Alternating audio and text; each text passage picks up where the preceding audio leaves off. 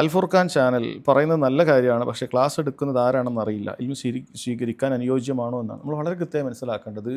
മുൻഗാമികൾ വളരെ ഗൗരവത്തിൽ പറഞ്ഞത് ഇന്ന ഹാദൽ ഇൽമ ദീനുൻ, തീർച്ചയായും ഈ വിജ്ഞാനം എന്ന് പറയുന്നത് അത് ദീനാണ്.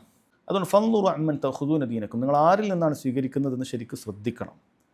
അയാൾ കൃത്യമായി തൗഹീദുള്ള സുന്നത്തുള്ള സ്വഹാബികളുടെ മാർഗത്തിലുള്ള ഒരാളാണ് എന്ന് ഉറപ്പ് വരുത്തിയതിന് ശേഷം മാത്രമേ നമ്മൾ സ്വീകരിക്കേണ്ടതുള്ളൂ. ഒരിക്കലും ഒരാൾ ഇൽമ് പറയുമ്പോൾ അയാളുടെ പേര് മറച്ചു വെക്കേണ്ട യാതൊരു ദറൂറത്തും അനിവാര്യതയും ഇവിടെ ഇല്ല.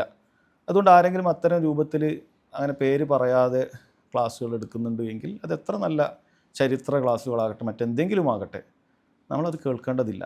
അത് യഥാർത്ഥ അഹ്ലുസുന്നത്തിൻ്റെ മാർഗത്തിലുള്ള ഒരാളാണെങ്കിൽ അയാളുടെ പേര് വ്യക്തമാക്കട്ടെ, അയാൾ സ്വീകരിക്കുന്ന പണ്ഡിതന്മാരുടെ ഇൽമ സ്വീകരിക്കുന്ന പണ്ഡിതന്മാരുടെ പേരുകളൊക്കെ വ്യക്തമാക്കട്ടെ, അതാണ് വേണ്ടത്. അതല്ലാതെ അങ്ങനെ രഹസ്യ സ്വഭാവത്തിൽ ചെയ്യേണ്ട ഒരു കാര്യമല്ല ഇൽമിൻ്റെ പ്രചരണം എന്നുള്ളത് പ്രത്യേകിച്ച് മനസ്സിലാക്കുക.